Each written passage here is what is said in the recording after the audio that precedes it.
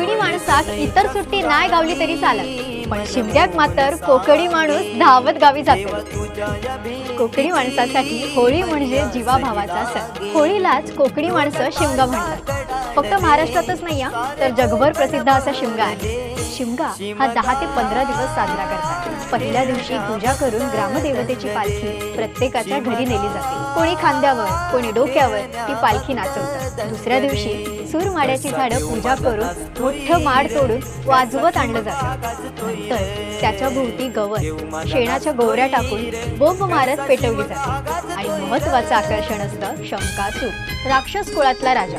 शंकासुराला इथे देवताप्रमाणे पूजलं जातं। कमरेला घुंगरांचा जाळ, हातात वेठी घेऊन हा शंकासूर सगळ्यांच्या पाठी वेठीने मारत फिरतो। म्हणतात त्याच्या वेठीने मार खाल्ल्यावर त्याचा आशीर्वाद मिळतो।